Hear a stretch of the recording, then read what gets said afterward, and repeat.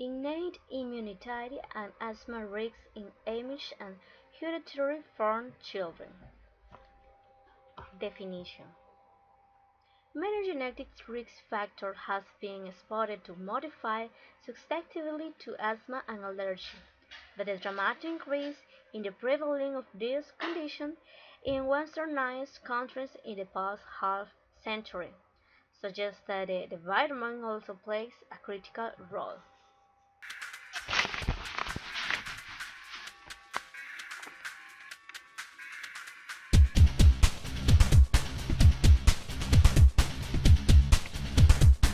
Asthma symptoms and diagnosis.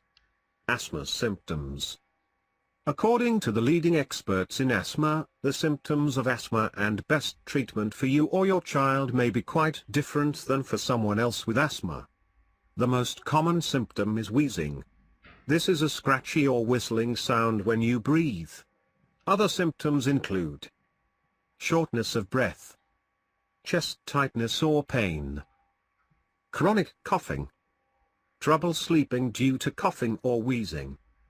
Asthma symptoms, also called asthma flare-ups or asthma attacks, are often caused by allergies and exposure to allergens such as pet dander, dust mites, pollen or mold. Non-allergic triggers include smoke, pollution or cold air or changes in weather. Asthma symptoms may be worse during exercise, when you have a cold or during times of high stress. Children with asthma may show the same symptoms as adults with asthma: coughing, wheezing and shortness of breath. In some children, chronic cough may be the only symptom. If your child has one or more of these common symptoms, make an appointment with an allergist, immunologist. Coughing that is constant or that is made worse by viral infections happens while your child is asleep, or is triggered by exercise and cold air. Wheezing or whistling sound when your child exhales. Shortness of breath or rapid breathing, which may be associated with exercise. Chest tightness. A young child may say that his chest hurts or feels funny. Fatigue. Your child may slow down or stop playing. Problems feeding or grunting during feeding, infants. Avoiding sports or social activities. Problems sleeping due to coughing or difficulty breathing. Patterns in asthma symptoms are important and can help your doctor make a diagnosis. Pay attention to when symptoms occur: at night or early morning, during or after exercise, during certain seasons, after laughing or crying, when exposed to common asthma triggers. Asthma diagnosis. An allergist diagnoses asthma by taking a thorough medical history and performing breathing tests to measure how well your lungs work. One of these tests is called spirometry. You will take a deep breath and blow into a sensor to measure the amount of air your lungs can hold and the speed of the air you inhale or exhale. This test diagnoses asthma severity and measures how well treatment is working.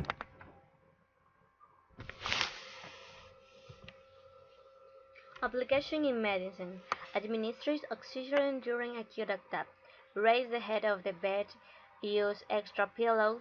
Adjust temperature and humidity to produce comfortable levels.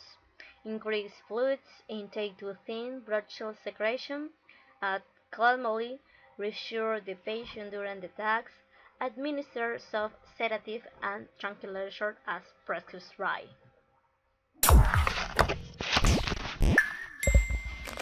Smart learning for all. What is asthma? Oh. It is a nickname for cinema. Stop bluffing. Asthma is a lung disease. A person with asthma has red and swollen bronchial tubes with a lot of mucus. As a result, the bronchial tubes get narrower than normal, thus making it hard to breathe.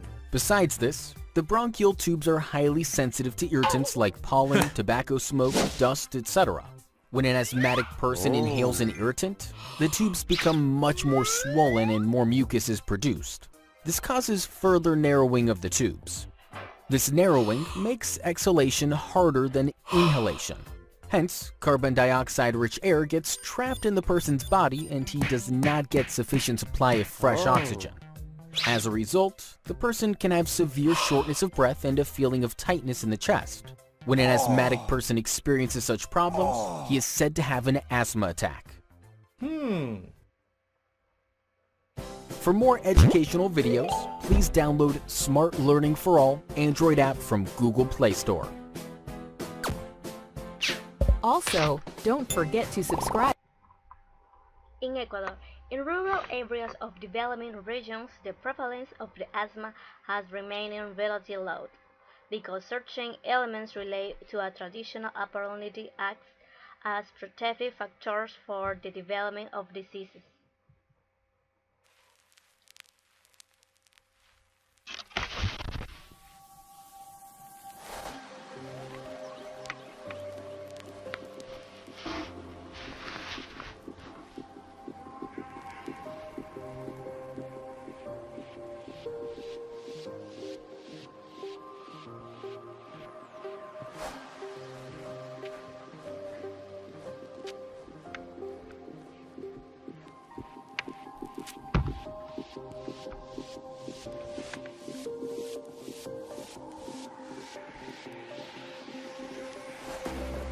The lungs are where the body draws in vital oxygen and exchanges it for carbon dioxide. But every breath we take is accompanied by potentially harmful microbes, as well as particulates which can damage delicate lung tissue. To counter these threats, the lungs are enriched in immune cells that repulse invaders and repair injury. But this potent arsenal comes at a heavy cost. Overreactions or inappropriate responses result in diseases such as asthma. The lungs are spongy organs composed of increasingly finer tubules. First comes the trachea and the bronchi. These are then divided into the bronchioles, which are wrapped in a muscular sheath. At the ends of the bronchioles are microscopic air-filled sacs called alveoli. In the case of asthma, most of the harmful immunological events occur within the bronchi and bronchioles. The bronchial wall is made up of an epithelium covered in tiny hair-like structures called cilia, an interstitium, and muscle cells. Goblet cells scattered along the epithelium discharge a thin layer of mucus into the bronchiole lumen. The mucus is continually swept back up through the lungs by the action of the cilia. This system is known as the mucus escalator and is important for removing inhaled particles trapped within the mucus. Embedded throughout the bronchiole wall are immune cells such as dendritic cells which sample antigens from the lumen, mast cells which are packed with granules, tiny packages rich in histamine, and innate lymphoid cells, or ILCs. Individuals with asthma need to have been previously sensitized to a specific environmental antigen. The most common is found in the feces of house dust mites. But symptoms can also be worsened by respiratory virus infections, smoke, or pollutants. When inhaled antigens contact the epithelium, they trigger the release of two chemicals, IL-25 and TSLP, which stimulate nearby dendritic cells and innate lymphoid cells, those ILCs. The dendritic cells leave the epithelium for the lymph nodes, where they activate T cells and initiate an adaptive immune response. Antigen can also pass through the epithelium, especially in conjunction with damaging particles such as those found within tobacco smoke or diesel fumes. Some of this antigen can reach the mast cells housed in smooth muscle tissue. The mast cells of asthmatic individuals are unusual. They have more of an immune molecule called IgE stuck to their surface. The attached IgE then binds the relevant antigen, in this case from house dust mites, in a highly specific manner.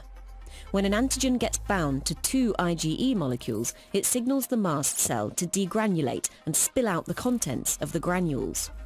The granules' innards then exert their effects on surrounding cells and tissues. In asthma, the granule contents cause smooth muscle contraction and mucosal edema, leading to narrowing of the bronchioles. Many anti-allergy drugs target this key process of degranulation. Back to those T cells in the lymph nodes. Once activated, T cells enter the interstitium and team up with ILCs to escalate the asthmatic response. They secrete chemical signals that recruit other immune cells, most critical of these being eosinophils. These cells play central roles in almost all allergic diseases. Eosinophils squeeze through the epithelium into the lumen and begin releasing their own inflammatory signals, including IL-5, IL-13, and platelet activating factor. Together, these act on goblet cells, causing them to ramp up production of mucus in a process known as goblet hyperplasia. By now, the victim is in the midst of an asthma attack. As the attack proceeds, more and more eosinophils are recruited into the lumen and the mucus layer progressively thickens. The collective effects of smooth muscle contraction and mucus overproduction restrict airflow and result in the classic symptoms of asthma, including difficulty breathing, coughing, and wheezing. Multiple attacks can, over time, lead to fibrosis and permanent injury of the lung.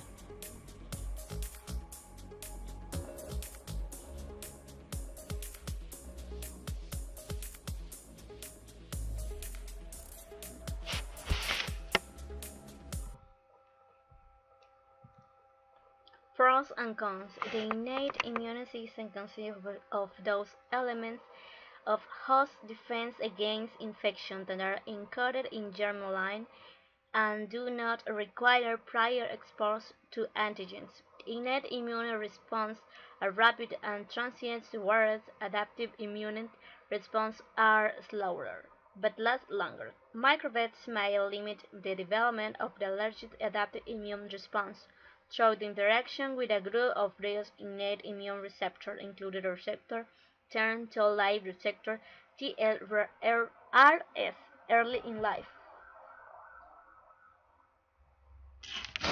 My name is John Balms.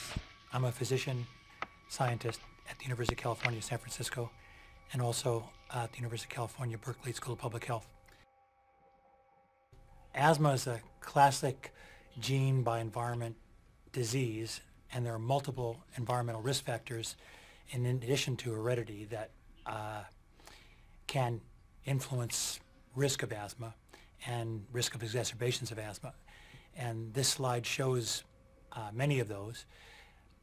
In the far left corner, you see individual characteristics like age, sex, race, and genes.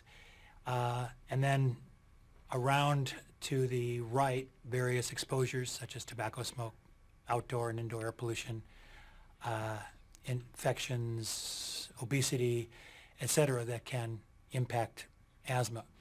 And there are neighborhood factors such as how much crime, how much access to green space, how much access to good quality food that are also play a role. And then finally, stress and socioeconomic status, which is related to stress, can also play a role.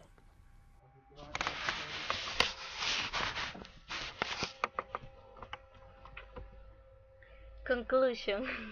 Our study in a small number of children was sufficient to show significant difference in the prevalence of asthma and in immune profile, suggesting that very strong environmental factors must account for this difference. Indeed, we showed that there are remarkable genetic similarities between Amish and Hutterite children. Also, we interpreted only common variants or the variants that occur at very low frequency in this population are unlikely to account for the observed large difference in the prevalence of asthma.